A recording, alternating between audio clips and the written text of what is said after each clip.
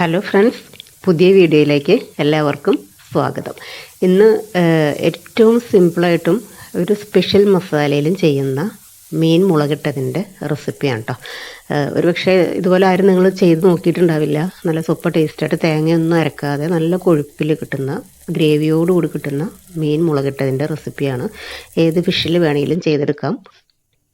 അതിന് വേണ്ടിയിട്ട് കുറച്ച് ടൊമാറ്റോ ഇതുപോലെ ഒന്ന് മിക്സിയുടെ ജാറിലിട്ട് കൊടുക്കാം. ഇനി കുറച്ച് ചെറിയ ഉള്ളി, ഇഞ്ചി, ഉലുവ, മല്ലിപ്പൊടി, മഞ്ഞൾപ്പൊടി, മുളക് പൊടി എരിവിനനുസരിച്ച് ചേർക്കുക. മുളക് പൊടി ചേർക്കണതിൻ്റെ പകുതി മാത്രം മതി മല്ലിപ്പൊടി. ഇനി ഒരു സ്പൂൺ കടലപ്പൊടിയാണ് കേട്ടോ ചേർത്ത് കൊടുത്തത്. അതുപോലെ തന്നെ ഉപ്പും ഒരു 2-3 പെരിഞ്ജീരകം, പുളിവെള്ളം ചേർത്ത് കൊടുക്കാം. പെരിഞ്ജീരകം 2-3 ചേർക്കുമ്പോൾ ഈ ഒരു മസാലയ്ക്ക് ഒരു സ്പെഷ്യൽ ടേസ്റ്റ് കിട്ടും. അതുപോലെ ചെറിയ ഉള്ളി, ഇഞ്ചി എല്ലാം ചേർത്തിട്ടാണല്ലോ അരയ്ക്കണത്. ഇനി പുളിക്ക് ആവശ്യമുള്ള പുളിവെള്ളം കൂടി ചേർത്തിട്ട് അതൊന്ന് പേസ്റ്റാക്കി എടുക്കണം കേട്ടോ. ആ സമയത്ത് തന്നെ നമുക്ക് ചട്ടിയിലേക്ക് വെളിച്ചെണ്ണയിൽ ചെയ്തെടുക്കുമ്പോൾ നല്ല ടേസ്റ്റ് ആയിരിക്കും. പച്ചമുളകും അതുപോലെ ഇഞ്ചിയും കൂടി നന്നായിട്ടൊന്ന് മൊരിയിച്ചെടുക്കാം. ഈ പച്ചമുളകും ഇഞ്ചിയും വെളിച്ചെണ്ണയിൽ കിടന്ന് മൊരിഞ്ഞ് വരുന്ന സമയത്ത് നല്ല പ്രത്യേക ഒരു ഫ്ലേവറും ടേസ്റ്റും കറിക്ക് കിട്ടും. ഇതിങ്ങനെ മൊരിയുമ്പോൾ ആ ഓയിലിൽ തന്നെ അതിൻ്റെ എല്ലാ ഫ്ലേവറും ഇറങ്ങി വരും. എന്നിട്ട് ഇതുപോലെ സവാള ചേർത്ത് കൊടുക്കാം. ഒരു വലിയ സവാളയുടെ ഒരു ഹാഫ് പോർഷനൊക്കെ വേണ്ടി വരും. ചെറുതാണെങ്കിൽ ഒരു ഫുള്ളായിട്ട് എടുക്കാം. നൈസായിട്ട് വേണം സവാള സ്ലൈസ് ചെയ്തെടുക്കാനായിട്ട്. സവാള സ്ലൈസ് ചെയ്തെടുക്കുന്ന സമയത്ത് ഇതുപോലെ ചെറുതാക്കി നമ്മളിങ്ങനെ കറിയൊക്കെ താളിക്കാനായിട്ട് എടുക്കില്ലേ, അതുപോലെ കട്ട് ചെയ്തിട്ട് അതുപോലെ അതിങ്ങനെ സ്ലൈസ് ചെയ്ത് നീളത്തിൽ തന്നെ നമ്മൾ സാലഡിനൊക്കെ ചെയ്യണ പോലെ ചെയ്തെടുക്കാം. അപ്പോൾ പെട്ടെന്നൊന്ന് വഴന്നും കിട്ടും. കറിയിൽ അതിങ്ങനെ അലിഞ്ഞ് ചേരുമ്പോൾ അതിനൊരു പ്രത്യേക ടേസ്റ്റാണ്. അപ്പോൾ ഈ സമയത്ത് നമ്മളുടെ മസാല പേസ്റ്റാക്കി വെച്ചിട്ടുണ്ട് കേട്ടോ. ഫ്ലെയിം ഒന്ന് കുറച്ച് വെക്കുക. ഈ മൺചട്ടിയിലാവുമ്പോൾ പെട്ടെന്ന് ഇങ്ങനെ പുകഞ്ഞ് വരുമല്ലോ. അപ്പോൾ അതേ നമ്മുടെ സവാള ഇത്രയും മൊരിഞ്ഞ് വന്നിട്ടുണ്ട്. ഇത്രയും മതി. ഇനി ഇതിലേക്ക് അരച്ച് വച്ചിട്ടുള്ള പേസ്റ്റ് ചേർത്ത് കൊടുക്കാം.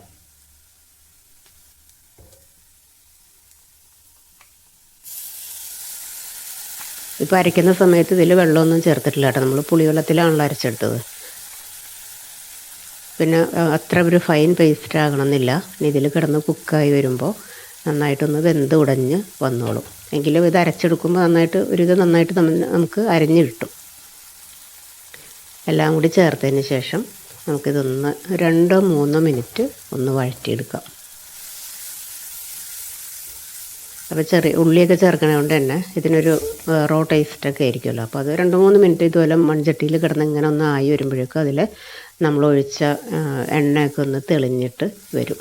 എന്നുവെച്ച് എണ്ണ തെളിയാൻ വേണ്ടിയിട്ട് ഒരുപാട് നേരം വഴറ്റിക്കൊണ്ടിരിക്കണ്ട കേട്ടോ. ചൂടായി കിടക്കുന്ന ചട്ടിയാണല്ലോ. അപ്പോൾ ഇതിലേക്ക് ഒഴിക്കുമ്പോൾ പെട്ടെന്നൊന്ന് വെള്ളമൊക്കെ ഒന്ന് ഡ്രൈ ആയിട്ട് വരും.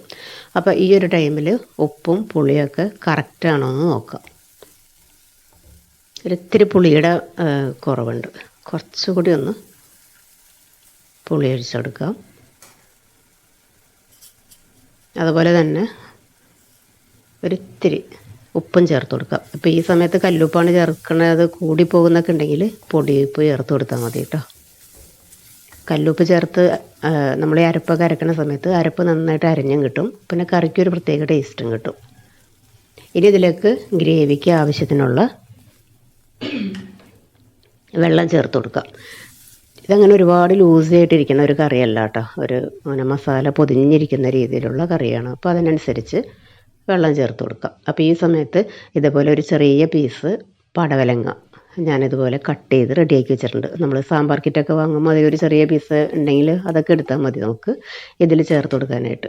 മീൻ കറിയിൽ പല രീതിയിലുള്ള പച്ചക്കറി, മുരിങ്ങക്ക, പപ്പായ അതുപോലെയൊക്കെ ചേർത്ത് നമ്മൾ കറി പല സ്ഥലങ്ങളിലൊക്കെ ചെയ്യാറുണ്ടല്ലോ. നമ്മൾ അതുപോലെയൊക്കെ ഇട്ട് കൊടുക്കാറുണ്ട്.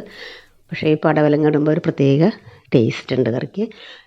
ഇനി കഴുകി വൃത്തിയാക്കി വെച്ചിട്ടുള്ള ഫിഷ്, ഇതിപ്പോൾ ചെറിയ മത്തിയാണ് കേട്ടോ. ഏത് ഫിഷിലും ചെയ്തെടുക്കാം. ഇതുപോലെ നല്ല നെയ്യുള്ള സമയത്ത് ചെറിയ മത്തിയിലൊക്കെ ചെയ്യുമ്പോൾ ഒരു സ്പെഷ്യൽ ടേസ്റ്റ് ഉണ്ടാവും. ഫിഷ് ഇട്ട ഉടനെ തന്നെ നന്നായിട്ടൊന്ന് മിക്സ് ചെയ്യാം. ചൂടായി കഴിഞ്ഞ് മിക്സ് ചെയ്യുമ്പോൾ ഇതിൽ നിന്ന് മുള്ളിൽ നിന്നൊക്കെ ഇങ്ങനെ വിട്ട് വരും. എന്നിട്ട് മീൻ ഇതുപോലെ മുങ്ങിക്കിടക്കുന്ന രീതിയിൽ ഗ്രേവി ഉണ്ടാകണം കേട്ടോ. അപ്പോൾ തിളച്ച് കുറുകി വരുന്ന സമയത്ത് സെറ്റായിക്കോളും. കുറച്ചും കൂടി ഒന്ന് വെള്ളം ചേർത്ത് കൊടുക്കുക.